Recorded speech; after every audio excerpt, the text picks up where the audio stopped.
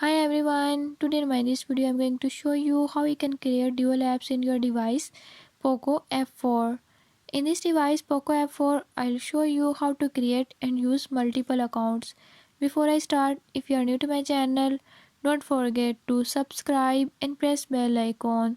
Watch complete video and learn how you can do it. Let's watch the